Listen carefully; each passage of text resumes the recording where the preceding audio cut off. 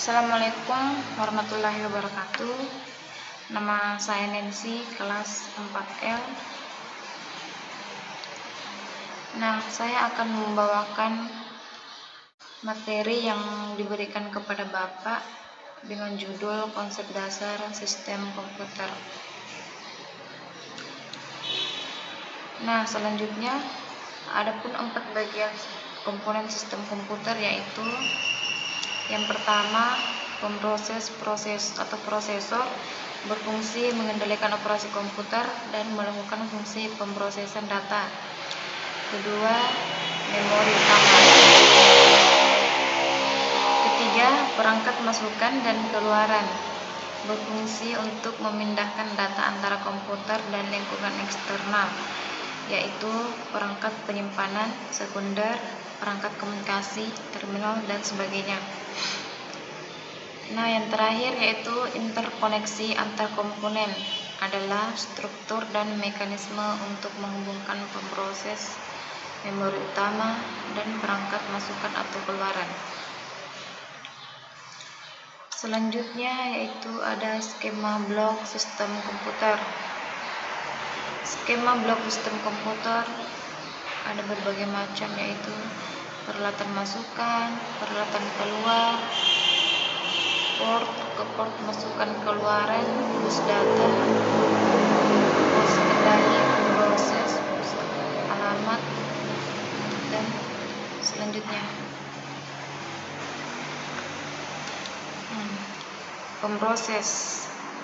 Pemroses berfungsi mengendalikan operasi komputer dan melakukan fungsi pemrosesan data. Adapun langkah-langkah yang dilakukan untuk dalam pemrosesan yaitu 1. Mengambil instruksi yang dikodekan secara binar dari memori utama. Kedua, mendekode instruksi menjadi aksi-aksi sederhana. Yang ketiga yaitu melaksanakan aksi-aksi. Operasi-operasi di komputer dapat dikategorikan menjadi 3 tipe, yaitu operasi aritmatika, operasi logika, dan operasi pengendalian.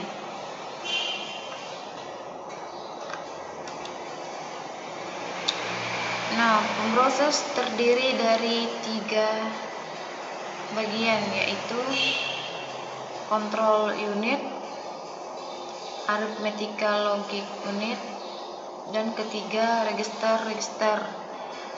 Control unit berfungsi mengendalikan operasi yang dilaksanakan sistem komputer. Kedua,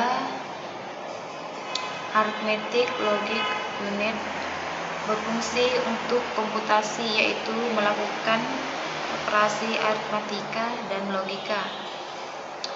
Yang terakhir yaitu register berfungsi sebagai memori sangat cepat yang biasanya sebagai tempat operan-operan dari operasi yang akan dilakukan. Selanjutnya ada memori. Memori berfungsi untuk menyimpan data dan program.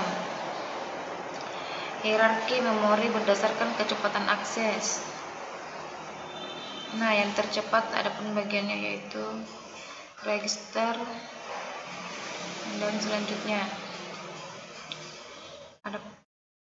ada yang terlambat yaitu magnetic tape atau optical disk. Selanjutnya adapun harganya yaitu semakin ke bawah harga semakin murah. Harga hitung dari rasio rupiah per bit data disimpan. Kapasitasnya adalah semakin ke bawah kapasitas semakin terbatas. Kecepatan akses semakin ke bawah semakin lambat. Sedangkan frekuensi pengaksesan semakin ke bawah semakin rendah frekuensi pengaksesan.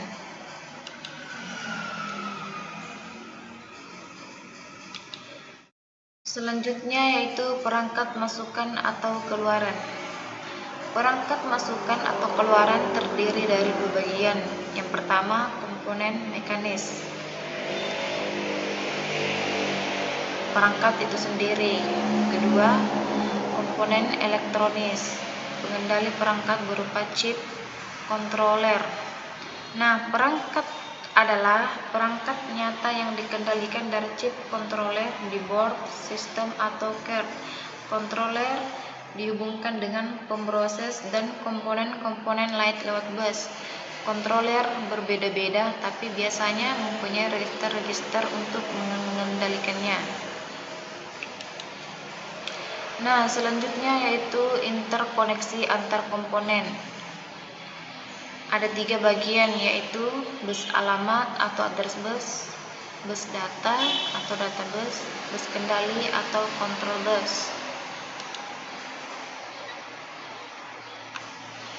Selanjutnya yaitu eksekusi instruksi. Adapun tahap eksekusi instruksi pemrosesan ada 2 bagian, yaitu pertama, pemroses membaca instruksi dari memori atau fetch. Kedua, pemroses mengeksekusi instruksi atau execute. Eksekusi program berisi pengulangan fetch dan execute. Pemrosesan satu instruksi disebut satu siklus instruksi.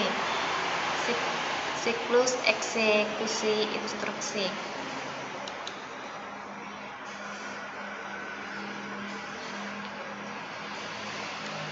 Adapun caranya yaitu pertama, kita mulai membaca instruksi berikutnya, eksekusi instruksi berikutnya sampai selesai.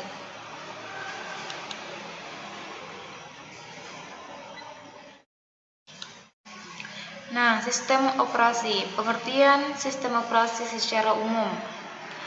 Sistem operasi sebagai resource manager, yaitu pengelola seluruh sumber daya yang terdapat pada sistem komputer, dan sebagai extended machine, yaitu menyediakan sekumpulan layanan ke pemakai sehingga memudahkan dan menyamarkan penggunaan serta pemanfaatan sumber daya sistem komputer. Adapun prinsip dasar sistem operasi. Sistem operasi merupakan program komputer yang berisi perintah-perintah atau komen dan bertugas menjembatani pengertian manusia dengan komputer sehingga komputer dapat bekerja sesuai keinginan. Definisi sistem operasi ada 7 bagian, yaitu pertama, sistem operasi adalah software yang mengontrol hardware. Nah, kedua yaitu ada program yang menjadikan hardware lebih mudah untuk digunakan. Ketiga, kumpulan program yang mengatur kerja hardware sesuai keinginan user.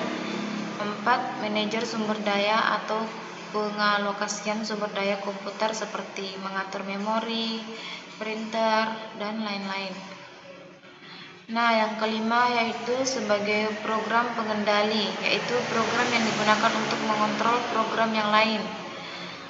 Nah, keenam sebagai kernel, yaitu program yang terus-menerus running selama komputer dihidupkan. Nah, yang terakhir yaitu sebagai guardian yang menjaga komputer dari berbagai kejahatan komputer.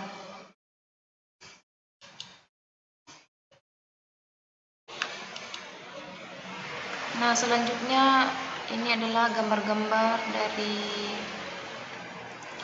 ada user 1, user 2, user 3, user 4.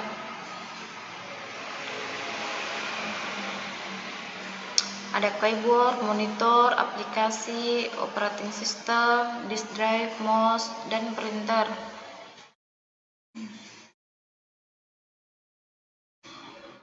Dan kesimpulannya adalah sistem operasi bertugas yang pertama sebagai perantara interaksi manusia dan komputer, kedua mengatur hardware, dan ketiga mengatur aplikasi.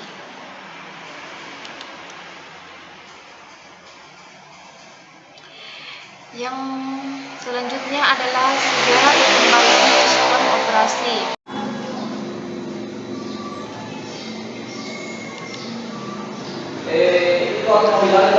Sejarah perkembangan sistem operasi, yaitu sejarah pertama, generasi pertama tahun 1945 sampai dengan 1995. Generasi kedua tahun 1955 sampai dengan 1965. Nah, generasi ketiga tahun 1965 sampai dengan 1980. Generasi keempat yaitu pada tahun 1980 sampai dengan 1999.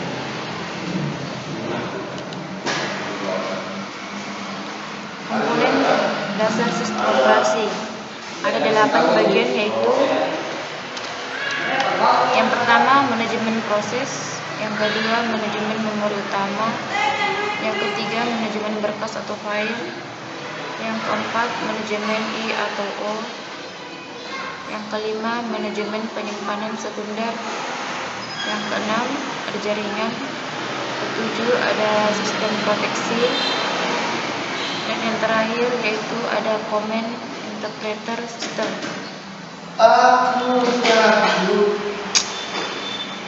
Selanjutnya yaitu ada struktur dasar sistem operasi. Sistem operasi modern merupakan suatu sistem yang besar dan kompleks. Struktur sistem operasi merupakan komponen-komponen sistem operasi yang dihubungkan dan dibentuk di dalam kernel. Struktur sistem operasi yang pernah ada dan digunakan ada 5, yaitu sistem monolitik, sistem berlapis, sistem layar, 4 sistem dengan klien, 5 sistem orientasi objek. Proses adalah program yang sedang dieksekusi, termasuk di dalamnya ada nilai-nilai dalam program counter, register, dan variabel-variabel yang ada. Ini masalah ini saya kendala ini proses.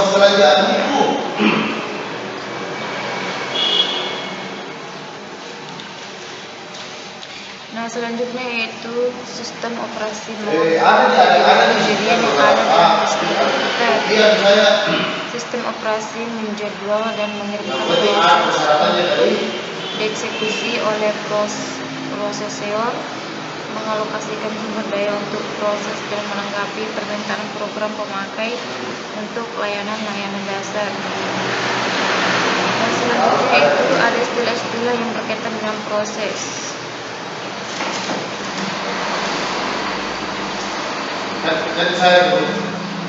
Kan saya juga kebetulan di kampung ada multi-programming atau multitasking. Manajemen banyak proses pada satu pemproses atau prosesor.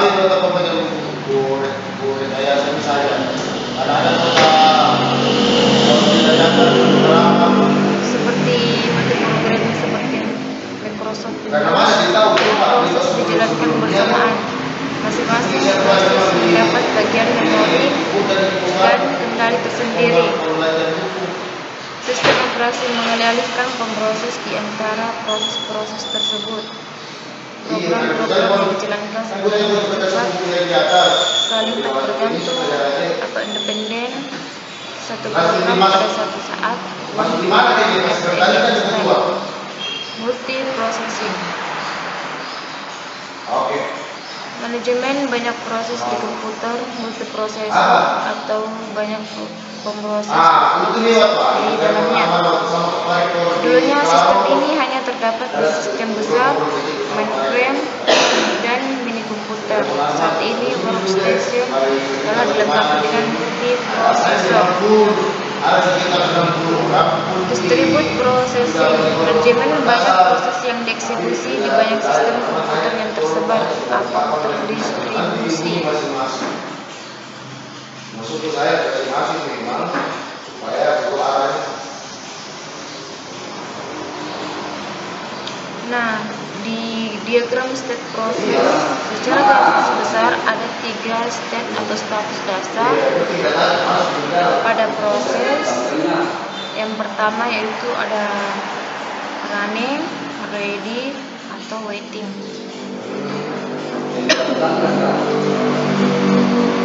Running dideskripsikan yaitu pemproses sedang mengeksekusi instruksi proses tersebut. Nah, ready yaitu proses atau siap dieksekusi. Bagi pemproses belum tersedia untuk dieksekusi, proses ini sedang menunggu jatah waktu dari pemproses atau dieksekusi. Nah, sedangkan waiting adalah proses menunggu event atau kejadian untuk melengkapi prosesnya. Contoh proses menunggu yang pertama yaitu selesainya operasi perangkat masukkan atau keluaran. Yang kedua, tersedianya memori. Dan yang terakhir yaitu ada tibanya pesan jawaban. Selanjutnya yaitu pembentukan proses.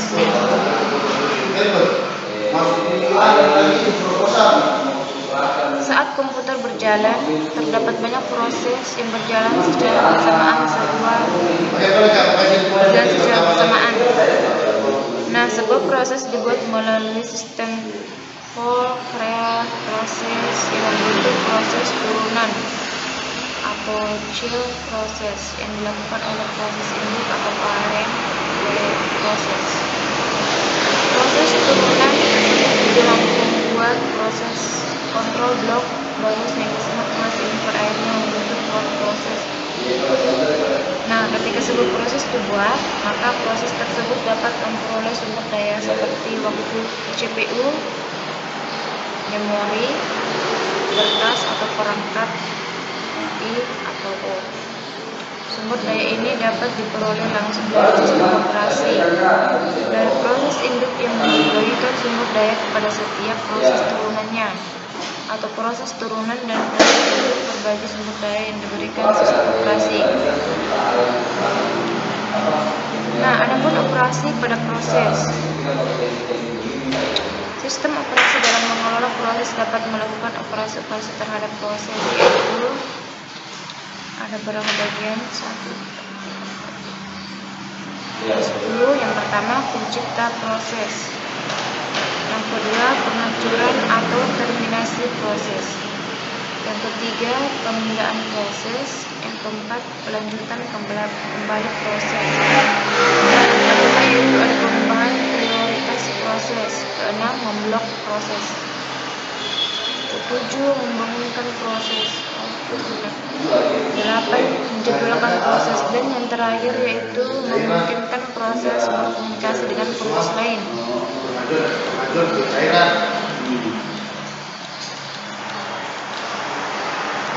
Sistem CAL. Sistem CAL menyediakan interface antara proses dengan sistem operasi. Sistem CAL biasanya berbentuk instruksi bahasa assembly. Nah, yang kedua yaitu sistem CAL, suatu kumpulan instruksi extended yang disediakan oleh sistem operasi yang berfungsi sebagai interface antara sistem operasi dengan program pemakai. Nah, yang ketiga yaitu ada program pemakai berkomunikasi dengan sistem operasi dan meminta layanan dari sistem operasi dengan membuat sistem CAL. Nah, sistem CAL membuat, menghapus dan menggunakan berbagai macam objek software yang dikelola oleh sistem operasi.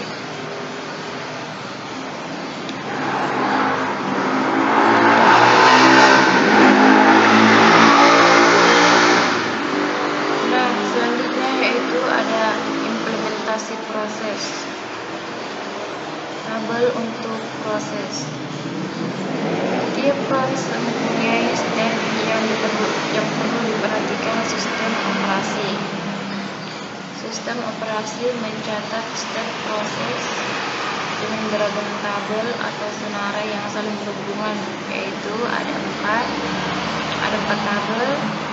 Yang pertama, tabel informasi manajemen memori. Yang kedua, tabel informasi manajemen masukan atau keluaran.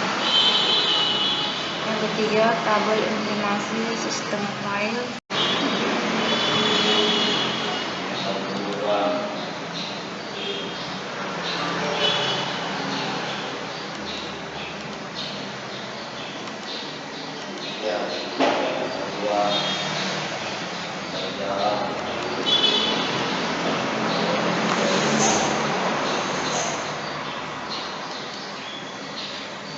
Implementasi proses. Tabel untuk proses. Setiap proses mempunyai step yang diperlukan diperhatikan sistem operasi. Sistem operasi mencatat step proses dengan beragam tabel. Nah, di dalam beragam tabel ada 4 tabel, yaitu tabel informasi manajemen memori, tabel informasi manajemen masukan atau keluaran, tabel informasi sistem file, dan tabel proses.